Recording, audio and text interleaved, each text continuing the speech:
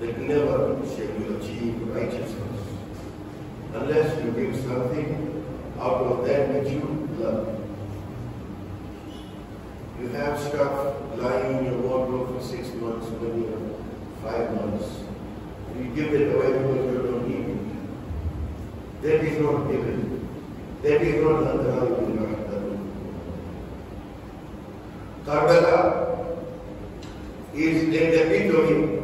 Karbala teaches us as to what the level of that giving.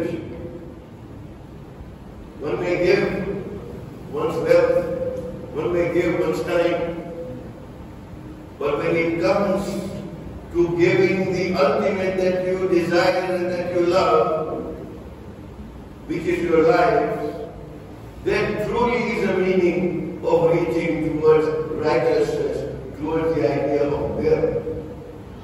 And English language is a very poor language. The word birr does not really encapsulate the word righteousness. Is very weak.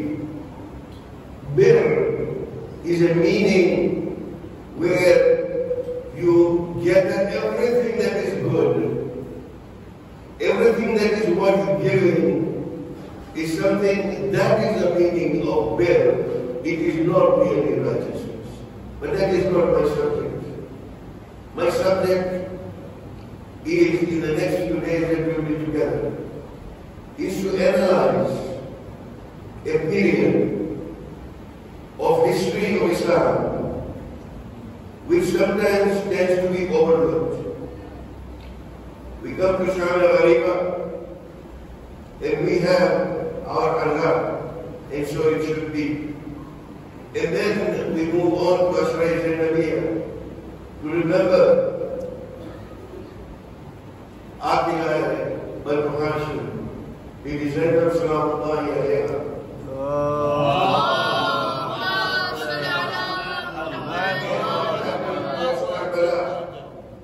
We take the Ahmed al-Salam vividly through Kufa, the streets of Kufa. We take them through the Bazar of Sham, in our Masai, in our descriptions. But sometimes we stop. And then we go ultimately back to Karbala and to Medina.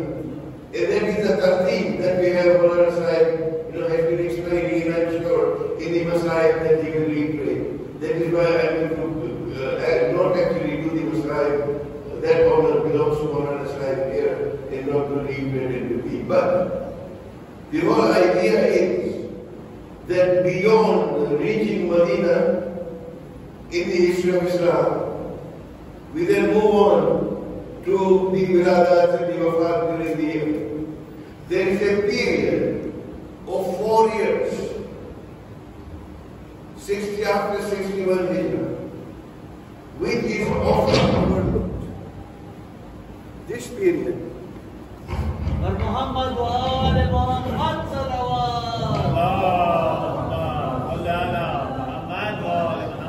Within this period, in the history of Islam, is equally important for us to study and understand, because therein also lies the lessons that have been given to us, not by the Ahlul Bayt alayhi salam. We learn those lessons from the Ahlul Bayt alayhi salam.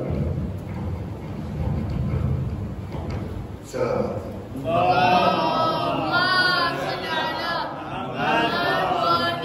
There is nothing better than learn from the Ahlul Bayt alayhi salam. There can be no better resource.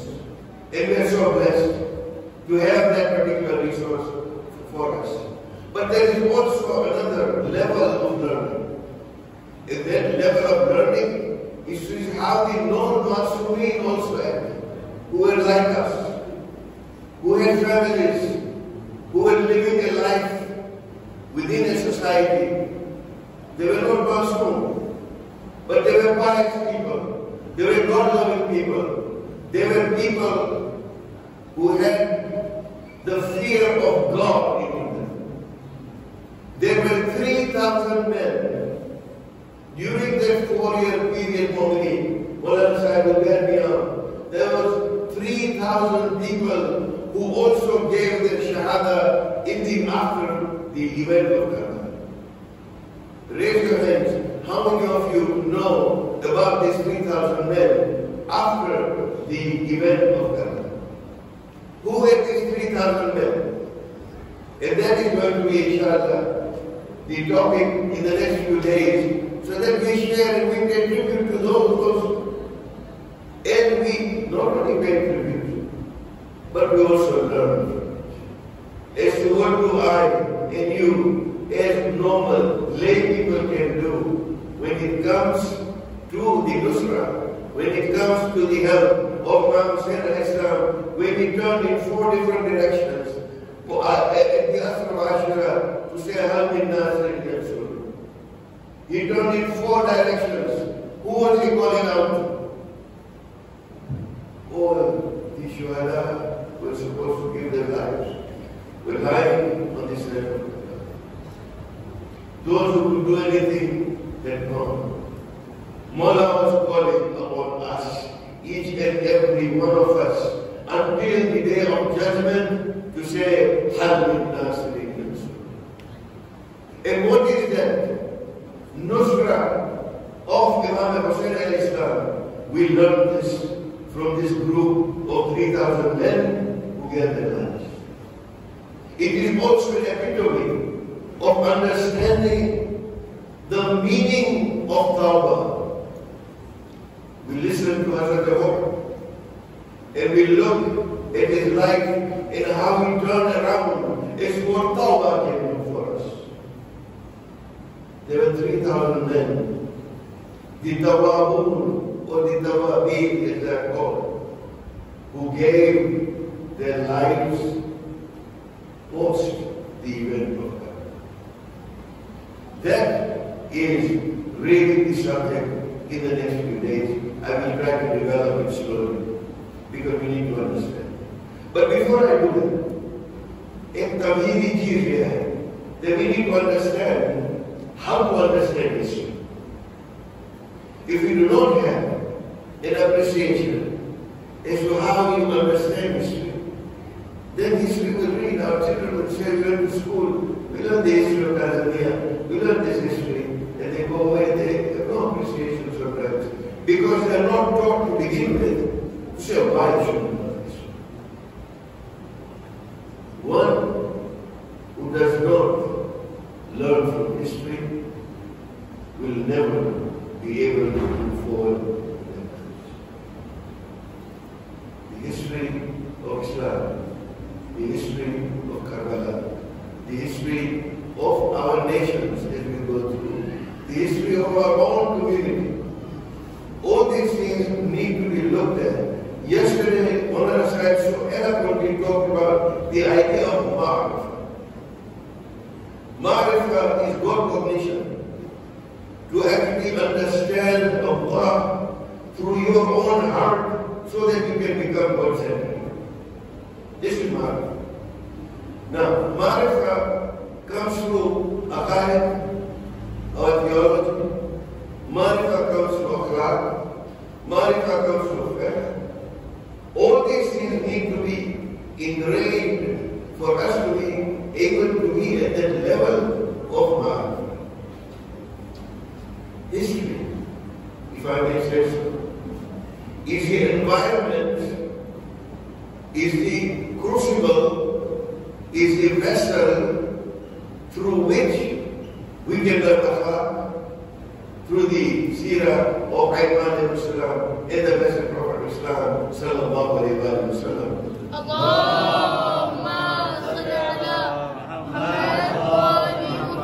We learn Aqaid on the basis of how the monotheistic faith developed from the time of Nabi Adam to the other prophets all the way to our Blessed Prophet. We learn the idea of faith. If we did not have Ilmul Rijal, which is part of history, if we did not have the science of the narration of the Ahadith, it would be very difficult to be able to derive faith from the ulama. They use that as one of the principles areas of hadith to authenticate the hadith. What I'm saying is, one needs to learn all these topics in order to get that marifah and the thing that underpins, the thing that holds everything is Islam. And that is what I would like to reiterate in the few days that we have. There are three ways of understanding history. And I pray your attention, especially my young friends, because you'll go through, when you read history, you say, okay, this is a narration of the past. What has it got to do with it? Let's move on. Let's go and look at the future. What do you want to look at history? Well, history becomes so very important in order for you to move forward. You've got to look back. So there are three ways that you can appreciate and understand history. The first level is people and personalities who were present in Karbala. What happened? On one side there was the camp of Yazid, on the other side there was the camp of Muhammad Sanders. On one side there was evil, on the other side there was good. And I could go on differentiating the two camps. Those were the individuals who were present in history. When we go to the next level of history, we go to understanding the event. What happened? What happened between these two men? Now, we need to analyze it. A lot of times, for example, here, we are told that Imam Hussain al-Islam in that event, the two people now are describing the event. The event was, he refused bay'ah. Correct?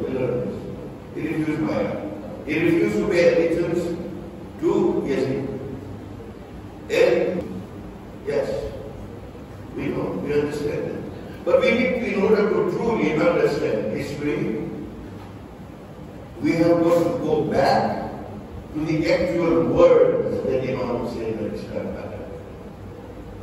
He did not say, our scholars have been, they will bear me out. Imam did not say that I am not going to pay allegiance to Yazid.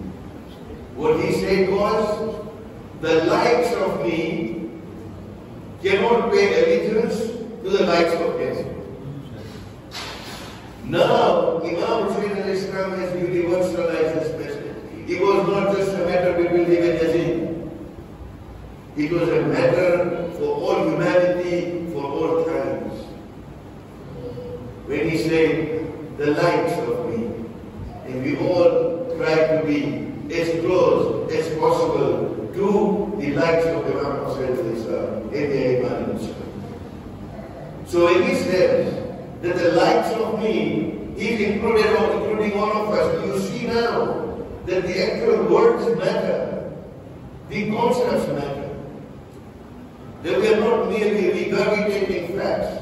History is not saying from A to B and C this happened. History is looking behind, looking underneath, looking around, saying, what did Imam Hussain mean when he said that the likes of me cannot give allegiance to the likes of heaven?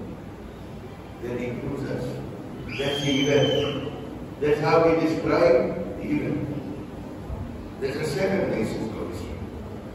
The third and the most significant part of history is to understand the essence of that event in those perspectives. Karbala, if we analyze, was a social justice movement.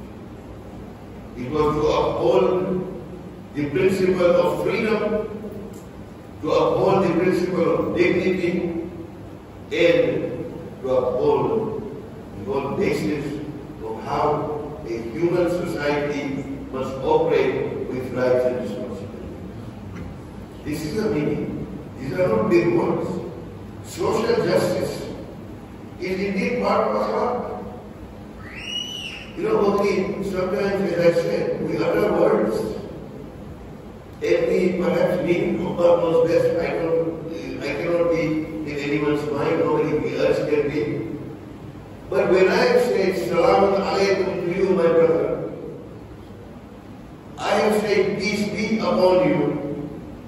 If I truly mean that particular salam, that means no harm can come to you from me. No evil is disturbed. This nominee is the idea of understanding every word that we do. We are the followers of Ali ibn Abi Talib.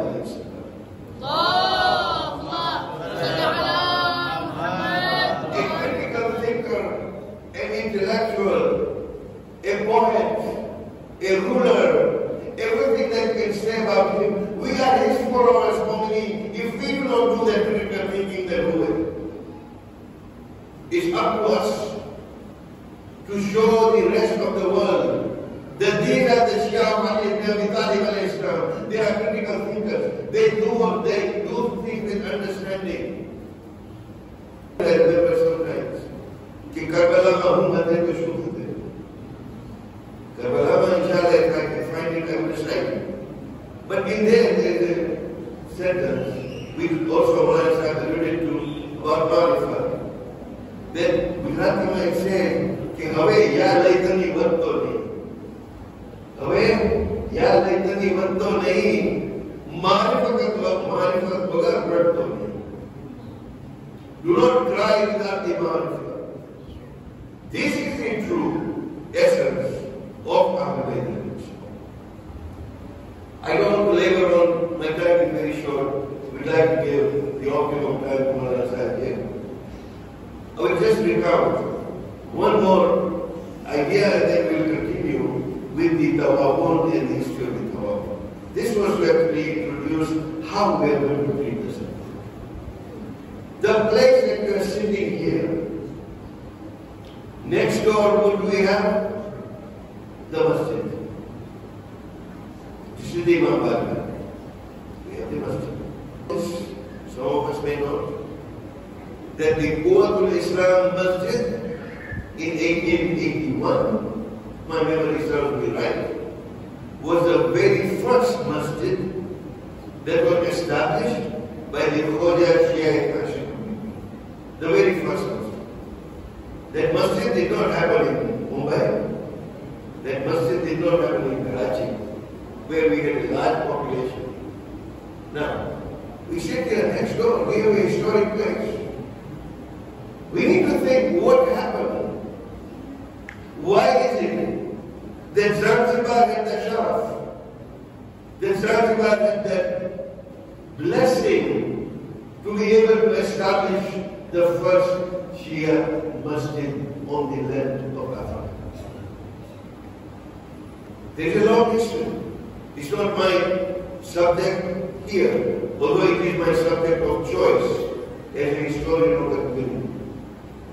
As to what happened, who were the ones who stood forth? What was happening in these very streets where the likes of Delhi Jamal and others were walking? There were others like Shava Haji Pam and others who were trying to stop building this mosque. It was a graciousness of the Sultan of the time that he stopped those people trying to stop the mosque. While in Mumbai, where we were unable to build the mosque until about 8 to 10 years later, because we were stopped from building that mosque. Now, someone living here, somebody partaking from here, must know this history.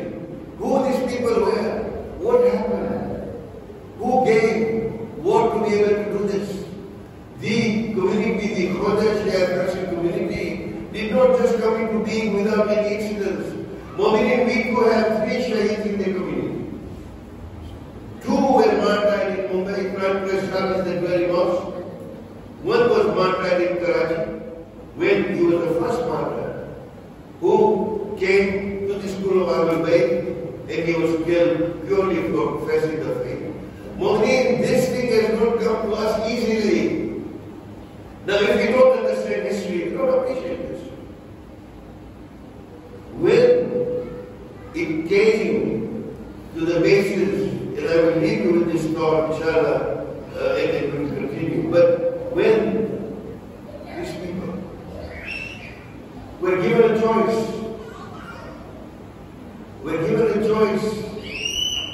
to establish a mosque, you have to give your life. And they followed Karbala, and two of them gave their lives. They were killed. Question is, muhasaba, self-cognition, self-recognition, because without muhasaba, cannot be married. The muhasaba has to come. The self-cognition, the self-reflection needs to come to say, would I have done the same thing if I had to lose my business, if I had to lose my family connections? Brothers separated when we separated from the main Jamaat, the young men and women growing up in the society, and my peers who are, in the golden years, in the departure of, I would say, we made the same choice. Yes, these are the nuances of history, my friends. But let's go to this is important, quite important. And we will look at in detail some of the khutbahs of Muhammad Islam and Islam. I was hoping to do it today, but I can see that the time is gone on. Suffice it to say, Allama Iqbal said very beautifully, Haqiqat abadi hai, maqam shakti. Badalte rehte hain, this way the movement of the Tawabud begins. Just one word, so that we can also get the tribute to consume when the Kafir was going to be moved. People were offering food. The children were hungry and thirsty. Put their hands up. What did the Muslim say? Don't you know that we are saints? That sadaqah is not permitted upon us. I believe you with just that one thought. Because when somebody said, as they were walking through Kufa to say, we have killed the enemy of Islam, Bibi Zainabiya certainly said that no, you have killed somebody whose cradle was rocked by Jibreel. You have killed such a person who was the beloved grandson of the Prophet. You have killed someone who was the son of Ali, and you have killed someone who was raised by Bibi Fatima sallallahu alayhi wa sallam. Inna lillahi wa inna ilayhi raji'un.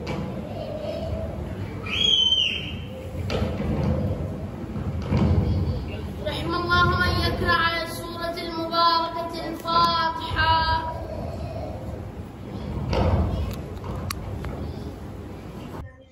لبيك يا زينب لبيك يا زينب.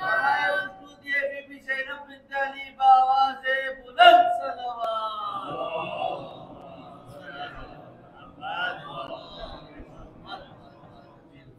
فاتحة.